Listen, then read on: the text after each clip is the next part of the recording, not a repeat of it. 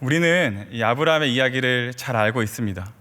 아브라함의 이야기의 전말, 아브라함의 이야기의 결론을 잘 알고 있는 우리는 아브라함이 하나님의 말씀을 쫓아 갈대아 우르를 떠나 가나안으로 간 것이 아브라함 개인에게 얼마나 큰 유익이었는지를 잘 알고 있습니다. 실제로 그는 하나님의 말씀을 쫓았기에 이 불임에 가까운 상태에서 아들을 낳게 됩니다. 고대 사회에서 자녀가 없다는 것은 신의 특별한 저주이자 동시에 그 불임 부부 당사자들의 미래가 없다고 여겨졌다는 것을 생각해 본다면 개인인 사회에서 굉장한 반전이 아닐 수가 없습니다. 또 그는 이렇게 가시적인 부를 얻게 되고 무엇보다 믿음의 조상이라는 가장 영광스러운 타이틀을 얻게 되는 것이죠. 이렇게 본다면 결과적으로 아브라함이 하나님의 말씀을 쫓아 갈대아 우르를 떠난 것이 그 개인에게 큰 유익과 이득이 아닐 수가 없습니다. 그러나 시간의 추를 옮겨서 창세기 12장 초반의 아브라함의 입장, 그러니까는 이 이야기의 전말을 알 수 없고 이야기의 결론을 알지 못하는 아브라함의 입장에서 본다면 그가 앞으로 어떤 것을 얻게 되고 잃게 되는 건지에 대해서 전혀 알 수 없었던 아브라함 입장에서 본다면 그가 갈대아 우르를 떠나는 것은 결코 쉬운 선택이 아니었을 겁니다. 여러분, 갈대아 우르가 어떤 곳이었습니까? 갈대아 우르는 그 유프라테스 강과 티그리스 강을 끼고 있어서 수자원이 풍부하게 공급되었습니다. 그래서 늘 풍요와 번영을 유지할 수 있는 땅이었습니다. 최초의 왕정 국가였고 최초의 도시 국가였을 뿐만 아니라 우리가 그 교과서를 통해서 잘 알고 있는 함무라비 법전보다 400년이나 앞서서 법전을 편찬해낼 정도로 굉장히 수준 높은 문명을 이룩하던 국가였습니다. 고대 사회에서 이런 도시 국가 안에 산다는 것은 최소한의 안전을 보장받을 수 있다는 것을 의미하는 겁니다.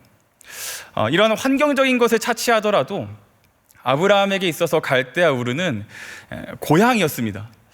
현대 사회에 와서야 이사를 간다거나 이민을 가는 것이 특별하지 않은 보편적인 일이 되었지만 오늘로부터 4,000여 년 전 본문 당시를 생각해 보면 당시가 특수한 상황이 있지 않고서는 이주하는 일이 있질 않았습니다. 평생을 나고 자란 곳에서 시족 사회를 유지하면서 사회적 관계를 형성하고 경제적 활동을 영위하면서 그렇게 살아갔던 것이죠. 아브라함에게 있어서 갈대아 우르는 그 아브라함 인생의 전부였습니다. 하나님께서 그런 갈대아 우르에서 아브라함을 불러내셨다는 것은 그럼 어떤 의미를 가질까요? 하나님께서 아브라함을 안정성에서 불안정 속으로, 확실성 속에서 불확실성 속으로 이끌어내셨다는 것을 의미하는 겁니다. 아브라함이 그런 과정을 걸쳐서 드디어 이 가나안 땅에 입성하게 됩니다. 여러분, 아브라함의 입장에서 본다면 많은 대가를 지불했기 때문에 어떤 그림을 기대했을까요? 아브라함은 가나안에서 하나님이 약속하셨던 그 복의 내용들이 눈에 보이고 손에 잡히는 복에 실제로 드러나기를 기대했을 겁니다. 하나님이 약속하셨던 내용들이 가나안 땅에 그를 기다리고 있을 것을 기대했을 겁니다. 그러나 가나안에 도착했을 때 아브라함을 기다리고 있었던 것은 그와 같은 복의 내용들이 아니라 도리어 또 다른 문제들이 아브라함을 기다리고 있었습니다. 먼저 첫 번째로 이 아브라함이 도착했을 때 그 땅에 먼저 미리 땅을 선점하고 있는 또 다른 원주민들이 있었습니다. 그러니까 설상가상으로 이들이 아브라함 일행이 이 땅에 정착하는 것을 방해하고 핍박하기를 시작합니다. 그래서 아브라함은 그 성경을 보면 원래 예상했던 것보다 남쪽으로 흐르고 흘러서 어느 지점에 이르러 정착을 하게 됩니다. 그런데 문제는 여기서 끝나질 않죠. 또 다른 문제가 찾아옵니다. 근데 어떤 문제인가요? 기근이 찾아옵니다. 사실 이 기근이 들었다는 사실을 창세기 저자가 2번이나 반복해서 한 절에 표현할 정도로 기근은 굉장히 충격적인 사건이었을 겁니다. 왜냐하면 약속의 땅이었거든요. 한편 이 기근은 성경 전체에서 특정한 주제를 드러내기 위해서 자주 쓰이는 소재이기도 합니다. 그런데 그렇게 이 기근이나 흉년 혹은 가뭄에 대한 내러티브가 이렇게 소개될 때마다 그 기근의 정도에 따라서 기근이라는 그 단어의 쓰임, 단어의 종류가 달라지는데 오늘 본문에 기록되고 있는 기근은 그 중에서도 가장 극심한 상태의 기근, 가장 피해가 막심한 경우에 쓰는 단어를 여기서 쓰고 있습니다. 그러니까 이 아브라함이 겪어야 했을 기근이라는 것은 단순히 비가 오지 않고 가뭄이 들어서 생활에 불편함을 느끼는 수준이 아니라 그의 생존을 장담할 수 없을 정도로 아주 극심한 기근이었다는 것을 우리가 알 수 있는 것이죠. 그런데 사실 이렇게 우리가 단어 하나만 가지고 기근이 어떠했는지에 대해서 설명하기에는 피부로 와닿는 것이 좀 부족합니다. 왜냐하면 저와 여러분은 기근이나 흉년 같은 것들을 거의 경험하지 않았기 때문입니다. 그런데 이 현대 사회, 그러니까 인류가 가장 최근에 경험했던 이 기근의 참상을 보게 되면 아브라함이 경험해야 했을 기근이 어떤 건지를 조금 유추해 볼 수가 있습니다. 현대 사회와 인류가 가장 최근래에 경험했어야 했던 기근은 1932년에 우크라이나에서 있었던 우크라이나 대기근입니다. 당시를 배경으로 하는 그 차일드 44라는 소설이 있습니다. 아마 이게 동명의 영화가 있어서 보신 분들도 있을 겁니다. 그 소설의 도입부에 보면 당시의 끔찍한 참상에 대해서 서술하면서 이렇게 이야기를 써내려갑니다. 사람들은 개미 혹은 곤충 알 같은 것들이 있을 것을 기대하면서 흙덩이를 씹어댔다. 그리고 나무 껍질을 하도 먹다 보니 잇몸이 튀어나올 정도였다. 이렇게 이야기합니다. 사람들이 그 아주 최소한의 영양분, 아주 최소한의 먹을 것을 먹을 수 없다 보니 평소에 먹을 수 없다고 여기는 것들을 먹어대기 시작합니다. 그래서 처음에는 흙을 먹고 나무 껍질을 씹어대다가 그런 것들이 다 사라지고 나면 그 다음에 어떻게 했냐면 동네에 있는 아이들, 그러니까 인육을 먹기 시작했다라는 기록이 있습니다. 여러분, 기근이 이러한 겁니다. 기근은 사람의 사람다움을 상실하게 합니다. 기근은 사람을 괴물로 만들어 버립니다. 아브라함이 경험해야 했을 기근, 아브라함이 놓여져 있는 현실이 바로 이러하다라는 것이죠. 아브라함이 많은 대가를 지불하고 가나안에 갔지만 현실은 그의 기대와 다를 뿐만 아니라 많은 어려움을 겪었어야 했습니다. 그리고 결국에는 생존조차 장담할 수 없을 정도의 수준에 이르렀습니다. 여러분, 이것을 우리가 어떻게 이해할 수 있을까요? 여러분, 이거 다 하나님이 하신 거 아닙니까? 그냥 안정적으로 잘 살고 있던 사람인데 하나님이 이끌어내셔서 이와 같은 어려움 가운데 처하게 하셨습니다. 여러분, 이것을 우리가 어떻게 이해해 볼 수 있을까요? 사랑하는 성도 여러분, 이처럼 눈에 보이는 현상에도 불구하고 우리가 이 지점에서 놓치지 말고 붙잡아야 할 것은 이곳이 하나님이 아브라함을 인도하여 내신 약속의 땅이라는 겁니다. 그리고 우리가 늘 고백하는 것처럼 그 하나님은 실수가 없으신 분입니다. 그러니까 이 말을 바꿔 말해보면 하나님은 의도를 가지고 고의적으로 아브라함에게 그 기근을 허용하셨다라는 것을 의미합니다. 그렇다면 우리는 이와 같은 질문을 다시 해볼 수가 있습니다. 그럼 하나님은 왜 이와 같은 기근, 사람의 사람다움까지 상실해버릴 정도의 어려움 속으로 아브라함을 몰아넣으셨는가라는 질문을 우리가 해볼 수가 있습니다. 그리고 이와 같은 질문을 본문에게, 성경에게 해보는 것은 매우 중요합니다. 의미가 있습니다. 왜냐하면 우리도 때로 인생을 살아가다 보면 아브라함이 마주했어야 하는 그 기근과 같은 현실들, 이해할 수 없는 어떤 현실들을 마주하게 되기 때문입니다. 성경을 보면 아브라함뿐만 아니라 하나님의 언약 백성들, 하나님의 사람들에게 종종 아브라함이 경험했던 기근과도 같은 현실들을 하나님이 허용하실 때가 있습니다. 그리고 성경은 그것을 시험이라고 이야기를 합니다. 최근에 저희가 그 새벽에 함께 묵상했던 야고보서의 그런 내용들이 있지 않습니까? 당신은 반드시 시험당하게 될 겁니다. 하나님은 죄로 유혹하시는 분은 아니지만 하나님의 어떤 특정한 뜻을 드러내기 위해서 시험이라는 방법을 사용하시는 분이십니다. 그렇다면 이와 같은 시험이 과연 어떤 의미를 가지고 있을까요? 저는 그 사범계열의 학과를 이렇게 졸업을 했습니다. 그래서 덕분에 매 학기마다 교육학과 관련된 과목들을 수강했어야 했습니다. 그 과목 중에 하나가 이 교육평가 및 과정 및 평가라는 이 과목이 있었는데요. 이렇게 어떻게 교육 과정을 구성해서 학습자가 잘 이해했는지를 평가하는 그런 과목이었습니다. 그러니까 자연스럽게 시험에 대한 이야기를 할 수밖에 없었죠. 근데 그때 교수님께서 시험이 어떤 의미를 가지고 있는지를 설명해 주셨는데 그게 굉장히 제 인상이 남습니다. 뭐라고 하시냐면 정말 좋은 시험은 그 시험을 통해서 그 사람이 무엇을 알고 있는지만큼 무엇을 모르고 있는지를 드러내 주는 것이다. 그러니까 우리가 좋은 시험을 보게 되면 우리가 몇 점을 받았는지만큼 몇 점을 잃었는지, 몇 점을 모르고 있는지, 우리가 무엇을 모르고 있는지를 정확하게 알 수 있게 해준다는 것이죠. 여러분, 그래서 선생님들이 오답 노트가 그렇게 중요하다고 했던 것 같습니다.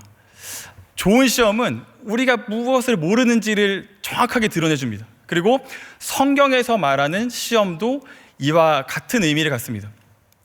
하나님은 시험을 통해서 성도들에게 성도가 무엇을 모르고 있는지를 드러내 주십니다. 같은 맥락 속에서 오늘 본문의 기근을 통해서 하나님은 아브라함이 모르고 있는 것, 아브라함이 착각하고 있고 아브라함이 오해하고 있는 그것을 드러내시고자 했던 겁니다. 그렇다면 아브라함이 무엇을 이제 모르고 있었을까요? 말씀을 통해서 좀 보겠습니다. 다시 기근의 현장입니다. 유대전승, 그러니까 미드라시 같은 이렇게 문헌을 보면 본문에 기록된 이 기근이라는 것이 가나안 지역의 국지적이고 간헐적으로 발생했다고 그렇게 기록을 하고 있습니다. 그러니까 가나안에 사는 사람들은 비일비재까지는 아니더라도 종종 이와 같은 기근을 만나게 됐던 것이죠. 이런 일들이 패턴처럼 반복되다 보니까 사람들이 지혜가 생긴 겁니다. 어떤 지혜냐면 이처럼 기근이 왔을 때 기근을 피해서 애굽에 갔다가 기근이 피해가면, 기근이 다 지나가면 그때 다시 가나안으로 돌아오는 것입니다. 그래서 실제로 10절에 보면 거류하려고라는 표현이 있는데 이 표현이 원어적인 의미가 완전히 이주해서 정착해서 산다라는 의미가 아니라 한시적으로 머문다라는 의미를 가지고 있습니다. 당시에 최강대국이었던 애굽에 머물러 있으면 안전해질 수 있을 거라는 그 신뢰가 바탕이 되었던 것이죠. 아브라함도 정확하게 이와 같은 사실을 인식하고 애굽에 가는 행렬에 동참하였습니다. 여러분, 기근이 들면 기근을 피해서 애굽으로 간다는 것을 세상적인 시각으로 이야기를 하면 삶의 지혜라고 이야기할 수 있을 겁니다. 그런데 성경은 그와 같은 행동을 똑같이 지혜라고 이야기할까요? 10절은 이렇게 이야기합니다. 10절 이렇게 띄워주시면 같이 읽겠습니다.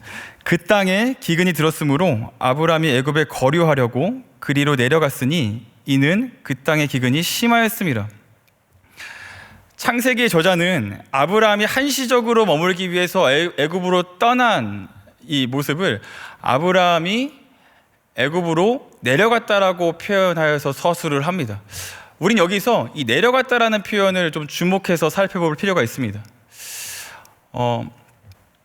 고대 사회는 그러니까 지금처럼 방위가 정확한 어떤 지리적 체계를 형성하고 있지를 못했습니다. 그래서 적어도 본문이 이야기하는 내려간다라는 것은 지리적 정보를 반영한 것은 아닐 겁니다. 심지어 이 애굽이 가나안보다 더 고지대 위치에 있었기 때문에 내려간다라는 표현은 더더욱이나 맞지 않습니다.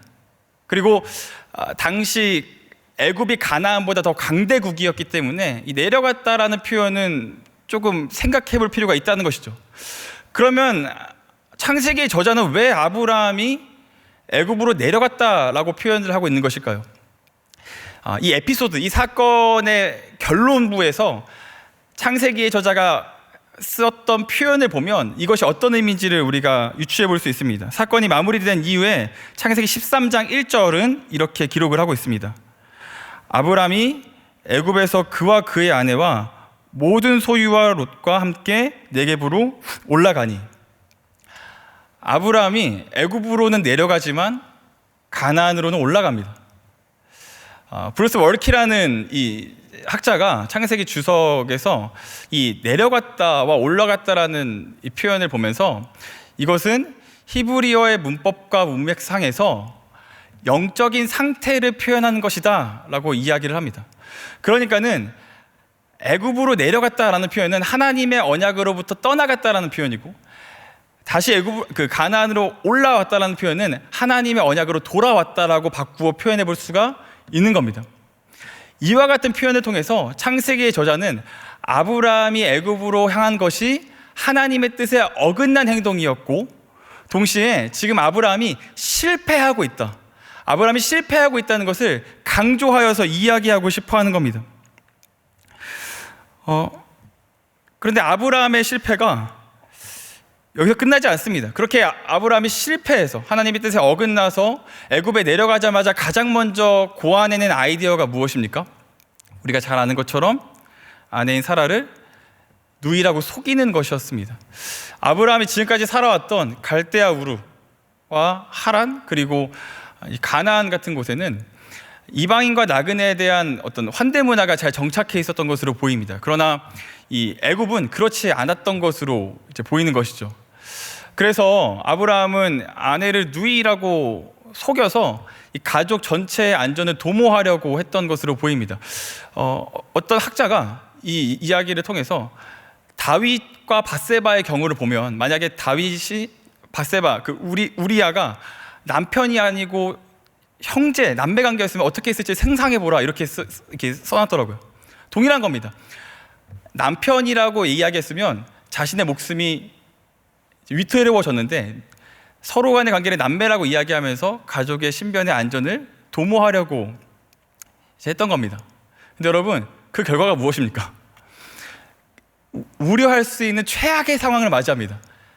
아내를 바로에게 빼앗겨버리는, 다른 말로 말하면 팔아버리는 아주 인생 최대의 실수를 지금 아브라함이 저지르고 있는 겁니다. 여러분, 아브라함이 애굽으로 내려간 것, 그리고 아내를 누이라고 속이는 그 마음의 동기는 무엇이었을까요? 말씀을 이렇게 살펴보면 그 마음의 동기가 생존이라는 것을 우리가 알 수가 있습니다. 선택의 갈림길에 설 때마다 아브라함은 안전과 생존을 위한 선택을 했습니다. 그런데 생존을 하기 위해서 선택을 했더니만 그 결과가 어떤가요? 도리어 그들을 불안전하게 합니다. 안전을 위한 선택이 그들을 가장 불안전하게 만들었습니다. 이와 같은 이 아브라함의 실패가 우리에게 주는 메시지가 있습니다. 그것은 무엇이냐면, 우리가 하나님이 아닌 다른 것에 신뢰를 둘 때 그것은 우리에게 만족할 만한 결과를 주지 못한다는 겁니다. 본문의 행간에서 주목할 만한 점은 단 한 번도 아브라함이 선택의 기로 앞에서 하나님께 묻지 않았다는 겁니다. 본문 그 어디에도 아브라함이 하나님한테 물었다던가 간구했다던가 기도했다라는 장면을 찾아볼 수가 없습니다. 여러분, 그 대신에 아브라함이 선택한 것은 무엇입니까? 현실에 집중하는 겁니다. 현실에 집중해서 세상이 말하는 소중하다고 여기는 것, 세상이 말하는 중요한 가치, 이것만 있으면 네 인생이 안전해질 수 있다라고 말하는 그것을 쫓기를 시작합니다. 생각해보면 여러분, 이 프로젝트는, 아브라함의 이야기는 하나님의 말씀을 쫓으면서 시작했는데, 아브라함은 정작 가장 현실적인 선택을 해야 되는 순간에는 하나님의 말씀을 쫓지 않고 자신의 계산을 쫓고 있는 것을 우리가 볼 수 있는 겁니다. 여러분, 이 모습이 마치 기시감처럼 우리에게 불편하지 않은 이유는 사실 저와 여러분이 늘 이와 같은 삶의 자세를 견지하면서 살아간다는 것에 있습니다. 우리는 세상에서 중요하다고 여기는 것들을 소유하고 있으면 우리의 삶이 안전해질 것이라는 믿음을 가지고 살아갑니다. 그러니까 예를 들어서 저는 최근에 주변에 있는 사람들하고 대화를 할 때 주변 사람들이 가지고 있는 문제의 핵심을 한 단어로 이야기해 보라면 그것은 단연 돈입니다. 저마다 문제와 어려움을 겪고 있지만 거의 대부분이 재정적 어려움에서 벗어나지 못해서 그 재정적 어려움이 해결되기를 원하고 있다는 이야기를 굉장히 많이 듣습니다. 실제로 어떤 사례나 사건, 이야기를 들어보면 정말 돈이 있으면 이런 문제 안 생길 것 같습니다. 돈이 있으면 정말로 문제 없이 살아갈 수 있을 것 같은 생각이 있습니다. 이런 이야기들 속에서 우리 안에 어떤 믿음과도 같은 명제가 하나 생기게 되는데, 그것은 무엇이냐면 돈은 인생사의 대부분의 문제를 해결할 수 있다는 겁니다. 우리는 그렇게 생각합니다. 돈은 대부분의 문제를 해결할 수 있다. 근데 여러분, 맹점이 또 여기에 있습니다. 돈은 대부분의 문제를 해결할 수 있다라는 말은 반대로 무엇을 의미합니까? 돈이 대부분의 문제를 해결할 수 있지만 모든 문제는 해결할 수 없다는 겁니다. 여러분, 그렇습니다. 대부분의 문제를 돈으로는 해결할 수 있지만 모든 문제가 돈으로 해결되는 것은 아닙니다. 세상에서 정말 가치 있다고 말하는 것, 정말 소중하다고 여기는 것, 그런 것들은 돈으로 살 수가 없습니다. 우리의 가장 중요한 문제, 영혼의 문제나 구원의 문제 앞에서 돈은 아무런 효력도 발휘할 수 없습니다. 그래서 아주 간단한 예이긴 하지만 어떤 사람이 이렇게 이야기하죠. 사람이 돈으로 집은 살 수 있지만 가정은 살 수 없고, 돈으로 침대는 살 수 있지만 잠은 살 수 없다. 사람이 돈으로 시계는 살 수 있지만 시간은 살 수 없고, 돈으로 피를 살 수 있지만 생명은 살 수 없다. 저는 아주 적절한 이야기라고 생각을 합니다. 여러분, 제가 지금 말씀드린 이 명제에서 돈을 빼놓고 여러분들이 그토록 가지지 못해서 불안해하는 것, 여러분들이 오늘도 그것을 위해서 열심히 노력하고 아등바등 치열하게 살아왔던 그것, 이것만 있으면 내 인생이 안전할 수 있어라고 여기는 그 주체를 넣어보십시오. 그리고 문장을 만들어 보십시오. 결과는 똑같습니다. 여러분이 갈망하는 그것이 여러분 인생의 대부분의 문제를 해결해 줄 수 있는지 모르지만 여러분들의 인생의 모든 문제를 해결해 줄 수는 없습니다. 여러분들의 인생의 가장 중요한 문제 앞에서 여러분들이 갈망하는 것은 아무런 효력도 발휘할 수가 없다는 겁니다. 시험을 통해서 아브라함의 인생에 이것이 드러나고 있습니다. 아브라함의 기저에는 하나님이 없어도 세상이 말하는 그 무언가를 구비하고 있으면 안전해질 수 있다라는 그 믿음이 있었습니다. 그럼 아브라함이 무엇을 모르고 있었습니까? 자신을 지켜줄 거라고 여기는 그 무언가가 영원하지 않다라는 것, 그것이 모든 문제 앞에서 통용되지 않는다라는 사실에 대해서는 아브라함이 모르고 있었고, 본문의 시험 기근을 통해서 이것이 서서히 지금 드러나고 있습니다. 여러분, 그렇다면 우리의 진정한 안전은 어디에 있을까요? 창세기 17절은 이렇게 이야기합니다. 여호와께서 아브라함의 아내 사레의 일로 바로와 그 집에 큰 재앙을 내리신지라.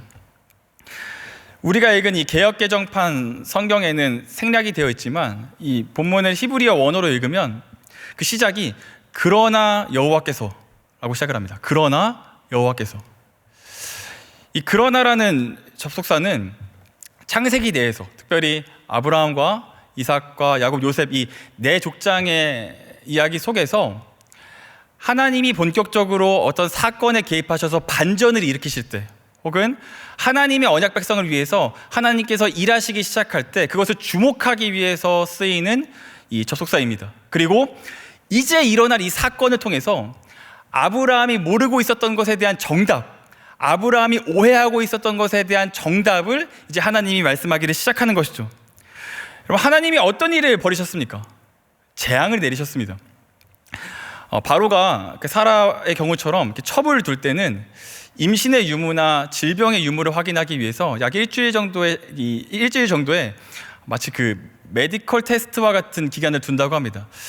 아마 하나님이 이때 이 재앙을 내리셨던 것으로 보입니다.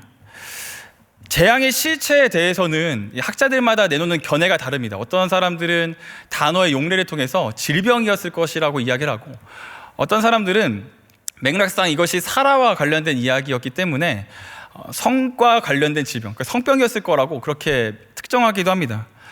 그러나 우리는 이것이 성경이 정확하게 이 재앙의 실체에 대해서 명시하고 있지 않기 때문에 정확한 내용은 단지 추정할 뿐입니다.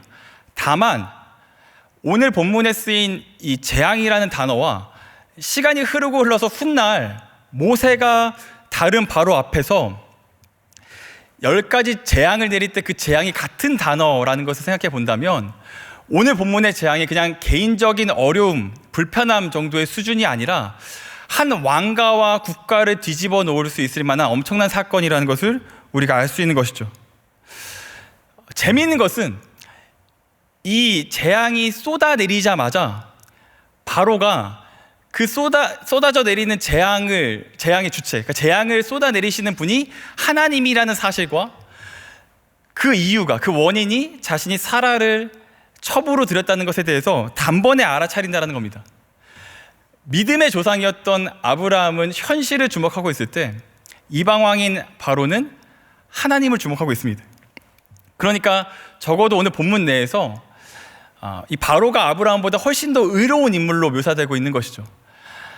바로의 이 의로움은 여기서 멈추지를 않습니다. 그러니까 18절과 19절에 보면 어찌하여라는 이 단어가 3번이나 등장하면서 이제 바로가 굉장히 깊은 분노, 자신의 이 분개를 참지 않고 아브라함에게 쏟아내는 것을 볼 수가 있습니다. 그런데 그 쏟아내는 이유가 뭐냐면 자신이 단순히 피해를 받기 때문이 아니라 아브라함의 낮은 수준의 부도덕함, 거짓됨, 이런 아주 수준 낮은 실체에 바로가 실망하면서 바로를 책망하고 있는 겁니다.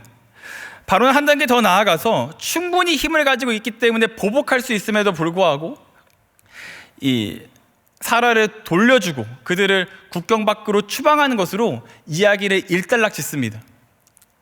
사랑하는 성도 여러분, 이 이야기 17절, 18절, 20절까지 이어지는 이 이야기를 한 문장으로 요약해 본다면 여러분 어떻게 요약해서 이야기할 수 있겠습니까? 사고는 아브라함이 다치고 수습은 하나님이 하시더라, 이렇게 요약해 볼 수 있을 것 같습니다.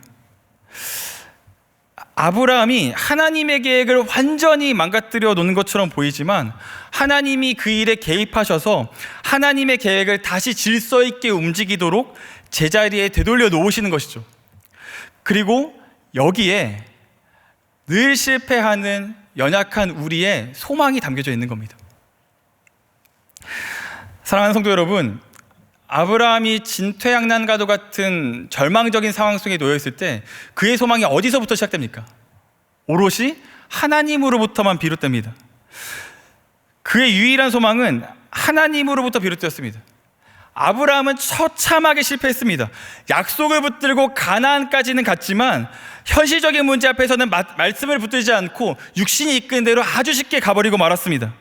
하나님의 말씀을 쫓아서 갈대아 우르를 떠났는지 모르겠지만 정말 중요한 현실적인 문제 앞에서는 자신의 계획과 세상의 이야기를 중요하게 생각하면서 판단하고 선택하기를 시작했습니다. 여러분, 그래서 어떻게 됩니까? 그의 인생이 수렁 속으로 가서 교회는 가장 어두운 곳까지 내려가 버리고 맙니다. 그러나 말씀이 정말 이야기하고 싶은 것은 이게 끝이 아니라는 겁니다. 무엇이라고 이야기합니까? 그러나 여호와께서. 성경은 실패가 성도의 인생을 결정지을 수 있는 것이 아니라 오직 하나님과 은혜만이 성도의 인생을 결정지을 수 있다고 이야기하고 있습니다. 인간적인 생각으로는 하나님이 조금 더 일찍 찾아오셔서 이렇게 상황들을 풀어주셨으면 어땠을까라는 생각이 있지만 하나님은 하나님의 가장 완벽한 때에 그가 도무지 빠져나올 수 없는 처지에 있는 아브라함을 끄집어 내신 겁니다. 저는 이 이야기를 보면서 제가 어렸을 때 겪었던 한 일이 생각났습니다. 여러분, 혹시 그 길을 크게 잃어버리셔서 당황해 보신 적이 있으십니까? 저는 제 인생에서 제가 길을 잃어버려서 크게 당황했던 적이 딱 한 번 있는 것 같은데, 제가 5살 정도 됐던 때로 기억이 됩니다. 저희 외할머니의 교회에 처음은 아니고 굉장히 오랜만에 놀러 갔던 것으로 이제 기억이 되는데 5살인데 신기하죠. 이렇게 갔습니다. 찾아갔는데 제가 그렇게 교회 마당에서 놀다가 어떤 마음이었는지 모르겠지만 제가 이렇게 알고 있었던 경계선을 넘어서까지 이렇게 놀러 갔던 것으로 기억이 됩니다. 여기서 할머니 교회라고 하니까 이렇게 시골 교회를 생각하시겠지만 서울에 있는 교회였습니다. 영등포 신길동에 있는 교회였는데, 여러분 영등포구 신길동을 가보신 분은 아시겠지만 굉장히 골목이 복잡한 그런 지역이었습니다. 근데 제가 알고 있는 경계를 넘어서서 이렇게 담대하게 5살이 놀러 간 거죠. 이렇게 한창 놀고 있는데 불안하지 않았습니다. 왜냐하면 조금 보니까 알고 있는 가게들, 알고 있는 풍경들이 있어서 이렇게 해서 저렇게 하면 돌아갈 수 있겠다라는 확신이 제 안에 있었기 때문입니다. 그래서 이렇게 한창을 놀다가 해가 뉘엿뉘엿 지는데 돌아가려고 하는데 돌아가지지가 않는 겁니다. 여러분, 길을 정말 크게 잃으면 재미있는 것은 첫 그러니까 처음에는 자신이 길을 잃어버렸는지를 모릅니다. 그러니까 익숙한 길들이 반복되기 때문이죠. 그런데 어느 순간 계속 그 자리를 돌고 있는 제 자신을 발견했습니다. 여러분, 이것은 길을 안다고 이야기하는 게 아니라 길을 잃었다고 이야기해야 되는 것이죠. 여러분, 그렇다면 5살이었던 꼬마가, 이 어린 아이가 어떻게 그 미로 같은 길에서 반복적으로 계속 제자리를 빙빙 돌 뿐이었던 그 사건 속에서 어떻게 길을 다시 찾아갈 수 있었을까요? 제가 해가 져가고 길을 잃었다는 사실이 이렇게 깨달아지면서 두려움이 엄습했습니다. 그래서 그 자리에서 목 놓아서 울었습니다. 진짜 엄청 울었던 것 같습니다. 그런데 재밌는 것은 그렇게 우니까 저희 할머니가 어디선가 그 울음소리 듣고 찾아오셔서 손을 잡고 다시 교회로 돌아가서 교회를 찾아갈 수 있었습니다. 여러분, 5살짜리는 미로 같은 골목 속에서 절대로 교회를 찾아갈 수 없습니다. 어쩌다 우연으로 찾아갈 수 있는지 모르겠지만 그런 일들은 거의 일어나지 않습니다. 5살은 미로 같은 골목 속에서 교회를 찾아갈 수 없습니다. 여러분, 우리의 삶이 그렇습니다. 우리는 결코 절대로 우리의 안에 있는 자원을 통해서는 제대로 된 길을 걸어갈 수가 없습니다. 하나님이 원하시는 길을 마음이 나뉘지 않고 오롯이 가는 일이라고는 우리가 할 수 없습니다. 그래서 어떻게 합니까? 말씀이 육신되어 이 땅에 오셔서 우리의 손을 끌고 다시 가는 겁니다. 제자리로 하나님께서 찾아서 우리의 손을 이끌고 가시는 겁니다. 우리가 육신의 생각과 사람의 마음으로 끊임없이 잘못된 선택을 해서 끊임없이 수렁 속으로 빠져들 때 하나님은 우리를 포기하지 않으시고 그곳까지 찾아오셔서 우리의 손을 잡고 제대로 된 길을 끌고 그렇게 이끌어 가시는 겁니다. 그리고 여러분, 이것을 복음이라고 말합니다. 복음은 절대로 사람이 갖고 있는 자원을 통해서 이루어진다고 하지 않습니다. 도리어 사람은 완전히 스스로 할 수 없을 정도의 비참한 존재이고 하나님만 가능성이 있고 하나님을 쫓을 때만 복음 가운데 영원한 삶을 누릴 수 있다고 그렇게 이야기하고 있습니다. 사랑하는 성도 여러분, 아브라함이 이처럼 처참하게 실패하고 넘어진 곳에서 하나님은 실패하지 않고 여전히 우리 가운데 찾아오시는 분이십니다. 저는 이제 나이가 좀 들고 요즘에는 어플 같은 것들이 잘 되어 있어서 이제는 길을 잃는 일이 거의 없는 것 같습니다. 그런데 인생에서 길을 잃는 경우들은 종종 있는 것 같습니다. 최근에가 그랬습니다. 이제 코로나로 인해서 완전히 교회가 셧다운이 되면서 제가 섬기는 고등부도 이러저러한 어려움들이 있었습니다. 저희가 수련회를 준비하고 있었는데 진짜 기가 막힌 정말 어떻게 이런 우리 안에 구상이 떠올라나 싶을 정도로 엄청난 계획들이 이제 막 수립이 되면서 정말 다 같이 기대했습니다. 그런데 코로나가 찾아왔습니다. 길이 잃어버린 겁니다. 여러분, 저만 그렇습니까? 여러분들이 각자의 현실, 각자의 현상, 각자의 일상 속에서 저마다 길을 잃어버리지 않은 사람들이 한 명도 없을 정도로 우리는 그런 어둠의 시간들을 지나고 있는 것 같습니다. 근데 제가 그래서 이제 멘붕이 와서 이렇게 멍을 때리다가 책을 봤는데 그 책 한 글귀에서 굉장한 용기를 얻었습니다. 그 책에 뭐라고 되어 있냐면 길을 헤맨다고 해서 다 길을 잃어버린 것은 아니다. 이런 말이 나옵니다. 길을 헤맨다고 해서 다 길을 잃어버린 것은 아닙니다. 왜입니까? 성도는 때로 길을 잃어버릴 수 있지만 길을 헤맬 수 있지만 길을 잃어버릴 수 없습니다. 왜인가요? 하나님이 우리를 찾아오셔서 우리의 손을 잡고 인도해내는 존재들이기 때문입니다. 주 안에 사랑하는 성도 여러분, 혹시 여러분의 삶의 현장이 아브라함의 삶의 현장과 닮아 있습니까? 여러분의 삶의 현장이 혹시 길을 잃어버린 것 같아서 아무것도 할 수 없을 정도의 그런 진퇴양난, 수렁에 수렁을 거듭해서 아주 어두운 곳에 그렇게 머물러 계십니까? 다 망친 것만 같아서 다시 시작하지 않고서는 도무지 답이 없다라는 그런 심정으로 서 계신 분이 여러분 계십니까? 소망이 있습니다. 실패한 아브라함을 포기하지 않으셨던 그 하나님이 여러분들의 삶을 포기하지 않고 있다는 것을 신뢰하십시오. 끊임없이 내려갔던 아브라함의 손을 잡아주셨던 그 하나님이 오늘 우리의 삶의 손을 붙잡고 계시다는 것을 여러분 신뢰하시기를 소망합니다. 그리고 현실에서 눈을 들어서 하나님을 바라볼 때 그때 우리는 홍해가 갈라지고 만나와 메추라기와 불기둥과 구름기둥이 우리를 인도하여 내는 것을 경험할 수 있을 겁니다. 말씀을 정리하겠습니다. 여러분, 오늘 본문은 우리의 믿음이 현실을 만났을 때 무작정 신앙을 선택하라고 이야기하고 있지 않습니다. 도리어 우리가 정말로 원하는 그 안전은 하나님 밖에서 찾을 수 없고 오직 하나님 안에만 있다는 것을 이야기하는 겁니다. 우리는 하나님 외에 다른 곳에서 우리의 안전과 의미 그리고 미래를 찾으려 할 때 도리어 불안정해지는 것을 경험합니다.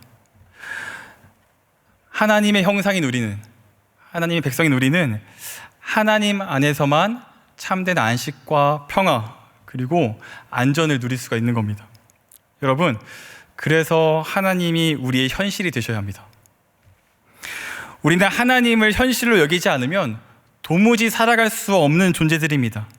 약속의 말씀이 아브라함의 삶에 찾아오셔서 그의 인생이 새롭게 출발됐던 것처럼 우리의 삶을 지배하는 가장 중요한 것은 주님의 말씀입니다.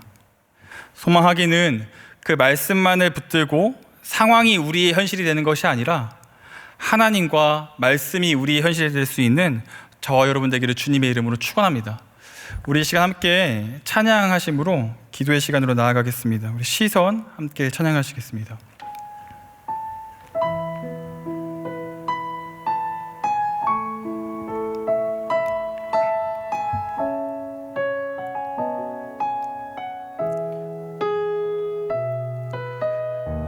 내게로부터 눈을 들어 주를 보기 시작할 때 주의 일을 보겠네.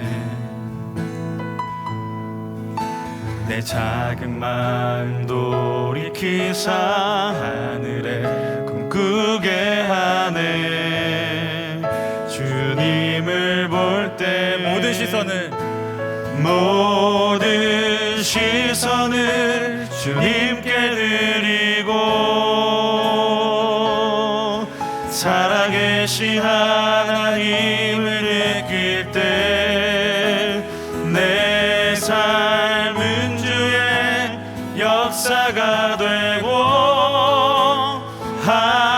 하나님이 일하기 시작하네. 성령이 나를 변화시켜 성령이 나를 변화시켜 모든 두려움 사라질 때 주의 일을 보겠네. 황폐한 땅 한가운데서 황폐한 땅 한가운데서 주님 마음 알게 되리. 주님을 볼 때 모든 시선을 주님께 드리고 모든 시선을 주님께 드리고 전능하신 하나님을 느낄 때 전능하신 하나님을 느낄 때 세상은 주의 나라가 되고 하나님이 일하기 우리 한 번 더 고백하심으로 나아가시겠습니다. 모든 시선을 주님께 드리고 살아계신 하나님을 느낄 때 살아계신 하나님을 느낄 때 내 삶은 주의 역사가 되고 하나님이 일하기 시작하네.